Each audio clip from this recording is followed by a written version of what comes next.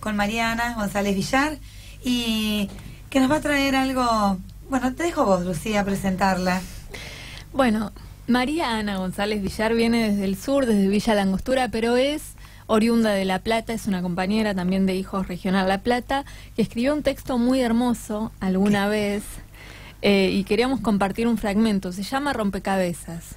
Bueno, espera que me organice, porque lo tenía que traer copiado. Bueno, muchas gracias. Sí, vivo en el sur y todavía me sigo diciendo de Hijos La Plata. No sé si eso está bien, pero bueno, Lu me invitó a leer este texto. Voy a leer una parte nada más, que tiene que ver un poco con la historia que tuvimos que hacer muchos de nosotros en la década del 90. Algunos teníamos medio claro cuál era nuestra historia y otros lo tuvimos que ir reconstruyendo. Si bien nuestra identidad no fue robada, sí fue robada de alguna manera por el silencio que imperaba en esa época, el olvido, ¿no?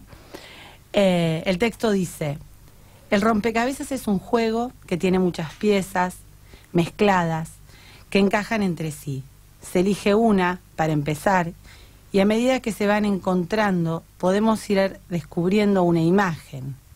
Rompecabezas por la dificultad de su búsqueda, por la confusión que pueden generar algunas piezas que parecen parecidas o iguales, cuando en realidad solo una es la correcta.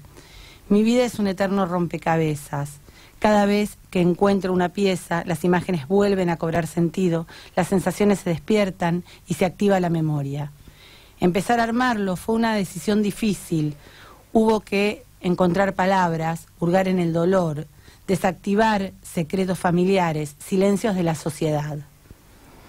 Las anécdotas que voy recordando están divididas en el tiempo en el que viví con mis papás y en el día en que mis abuelos me llevaron a vivir con ellos.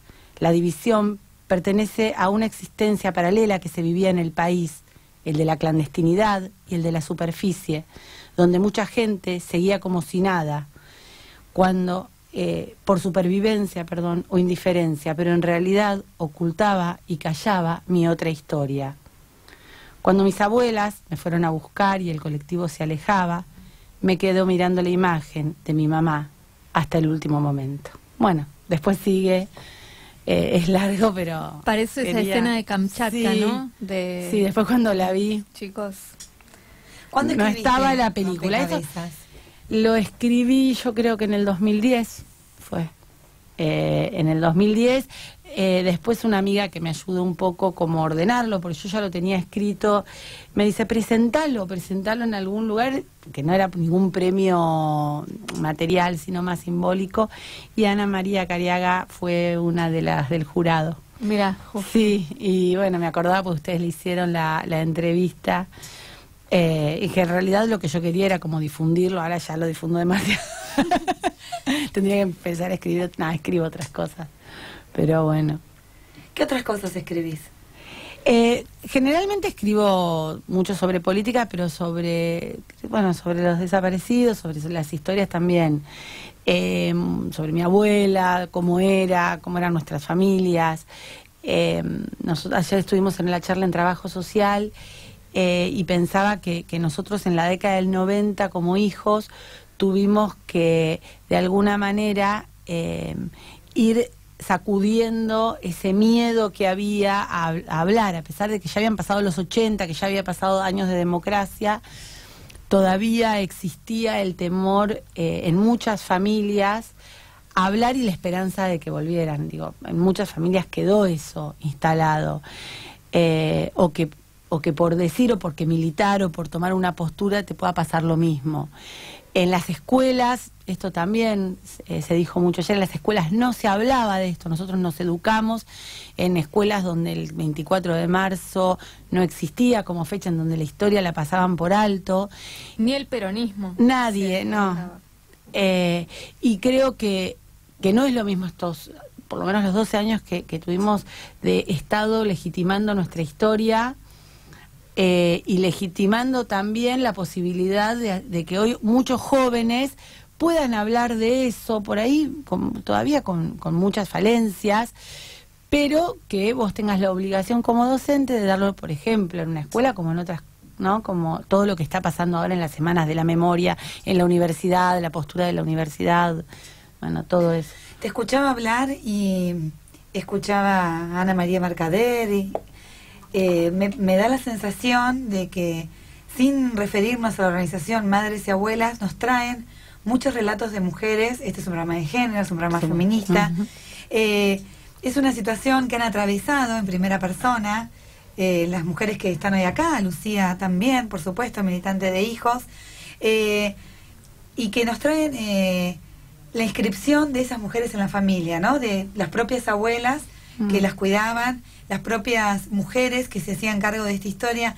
Cuánta fortaleza y cuánta lucha en esos relatos que nos traen, porque si hay algo de lo que hemos ido recuperando con muchísimo esfuerzo el feminismo, es de construir la idea de que las mujeres somos frágiles. Y me parece que desde ahí, y sensibles, y que nosotras, también desde ahí poder recuperar una construcción de lucha colectiva que se armó como un tejido social y está construido por mujeres. Sí, igual yo creo que también nuestras madres, dentro de sus propias familias, muchas de esas familias con una ideología muy conservadora, y con una idea de mujer muy conservadora, las mismas madres te cuentan que tuvieron que salir del lugar privado de la cocina y sacaron el delantal y se pusieron el pañuelo, ¿no? Digo, y nuestras madres rompieron con ese estereotipo.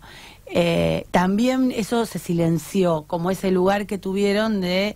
y que los que les debe haber costado en esa lucha en las organizaciones en las que militaban, que tampoco lo investigamos demasiado, porque seguramente hacerse un lugar dentro de organizaciones donde los jefes, la mayoría, eran varones, donde aparte el castigo que recibían cuando eran detenidas tenía que ver también con el tema de los abusos, las violaciones y sí, ataques sexuales. Ataques sexuales, digo, nuestras madres rompieron con todo un estereotipo y sufrieron y padecieron,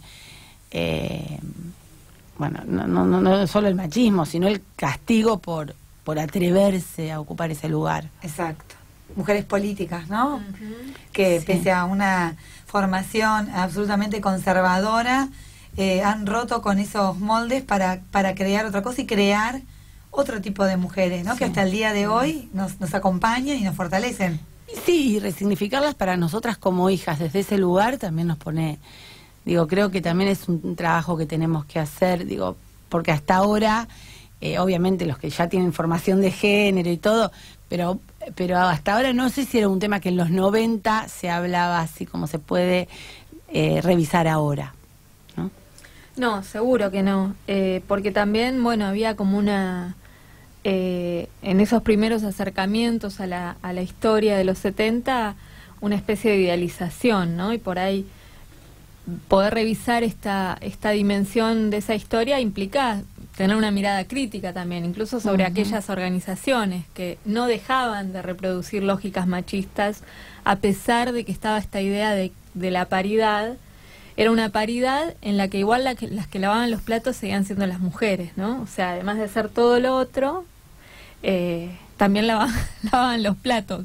Entonces me parece que ahí, bueno, las propias militantes sobrevivientes de esa época hoy revisan esos años con otra perspectiva y bueno, y reconocen este discurso de que el feminismo quedaba para después. Primero había que transformar las condiciones sociales de vida, hacer la revolución, abolir las clases sociales. Y o por ahí el significado de feminismo, en ese momento ya era suficiente que sea ese. Bueno, militás en política.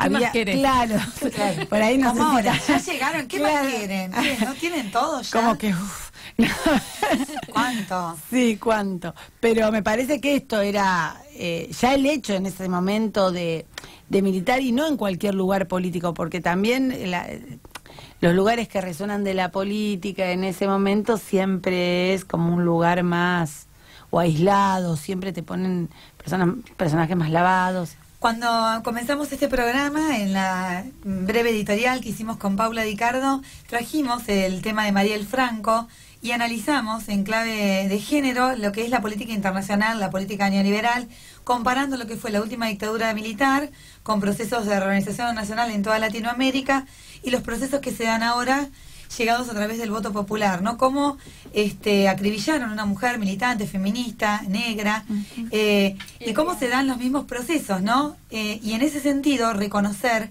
que la dictadura era un discurso que instalaba de nuevo las mujeres en el hogar, las mujeres en lo privado, las mujeres maestras, las mujeres enfermeras, porque el proceso de reorganización nacional, el proceso de modelos conservadores, siempre atacan a la mujer. La mujer en lo político siempre es revolucionario. Bueno, cuento algo cortito. Yo me encontré con una revista Para Ti, que estaban tiradas en mi trabajo y qué sé yo, de esa época de la dictadura, y hay una nota que la verdad es que vale la pena. Yo la trabajé en la escuela con mis alumnos, era docente, ahora renuncié, pero aparte de trabajadora social soy docente en un secundario, y trabajábamos, era una chica de 15 años que, decía, como que hablaba, no le mostraban la cara, y decía lo enojada que estaba con sus compañeras, que se les ocurría estudiar filosofía o esas cosas que son tan difíciles. Dice, mi sueño es casarme, mi novio tiene campo y vamos a tener muchísimos hijos,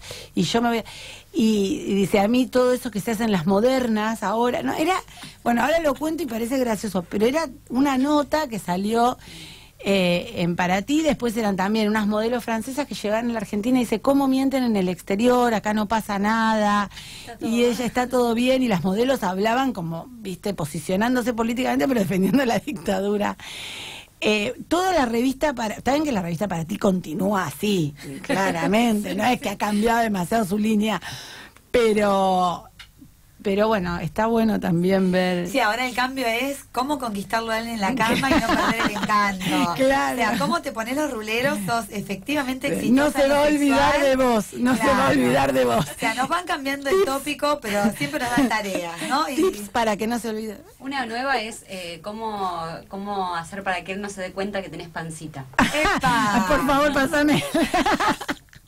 No, escúchame lo siguiente, tienen que hacer una parte de esto, tienen que hacer un micro de esto, por favor. Sí, de los tips, porque ellos es ni muy se lo bueno. plantean. Pero bueno, vamos a escuchar, seguimos con Mariana González Villar en el estudio. Las invito a escuchar brevemente. El 17 y 18 de marzo se realizó el preencuentro de radialistas feministas en la ciudad de Mar del Plata. Ya se organizó, ¿qué fecha va a ser en noviembre? 17 y 18, 16, 17 y 18, hacia allá vamos, y vamos a escuchar a Jorgelina Horturdo, una compañera feminista, radialista de Mar del Plata, amiga de otra compañera como Marcela Gaviud, colegas, todo, la escuchamos. La convocatoria fue a trabajadoras de radios comunitarias, comerciales, radios públicas y por internet, y se vio reflejada en quienes participaron este fin de semana. Los talleres y los conversatorios que se propusieron van desde radioactivismo, técnica, podcast, narrativas de radio, la legislación, las violencias que dentro de nuestros ámbitos de participación sentimos, y es por eso que vamos a generar estrategias para que no sigamos viviendo estas realidades dentro de nuestros espacios. Faltar en la radio para nosotros es violencia simbólica y laboral, y es por eso que nos vamos a organizar y a juntar en noviembre para seguir generando herramientas y seguir generando espacios de debate y construir una comunicación feminista posible. Así que les dejamos la convocatoria para seguir participando, para seguir generando estos espacios y para obviamente encontrarnos en noviembre, el 17, 18 y 19 de noviembre en la ciudad de Mar del Plata. Para quienes quieran sumarse, quienes quieran seguir consultando, quieran saber cómo hacer para llegar a Mar del Plata, dejamos el mail, que es encuentroradialistafeminista@gmail.com, y de esa manera seguimos en contacto para seguir construyendo esta comunicación de radialistas feministas. Les mando un gran beso y abrazo a las compañeras de Las Brujas, y seguramente seguimos enredadas y encontrándonos en las calles con los micrófonos en la mano. Un abrazo.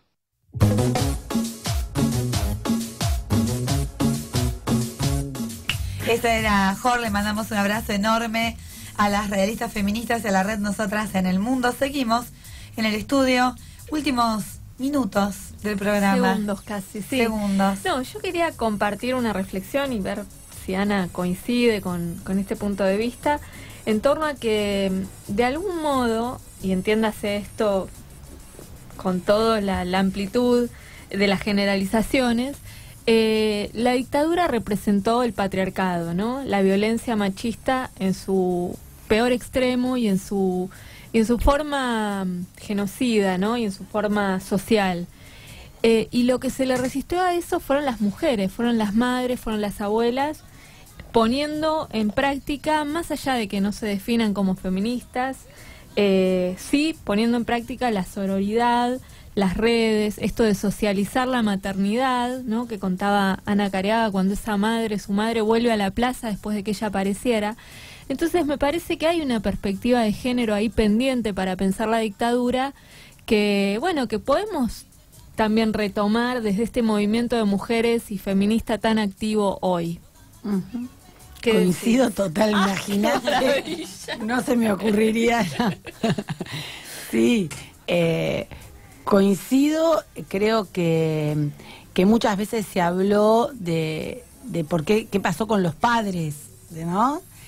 Que también en algún momento se juntaron, pero no tuvo esa... Yo creo que en un principio lo usaron como, por esto lo del pañal, el pañuelo, ¿no? Que ese es el pañal que se transforma en pañuelo. Se utiliza como a una madre, nadie le puede decir, ¿no? En la sociedad se aprovechó esa mirada prejuiciosa. Se resignificó. Y se resignificó.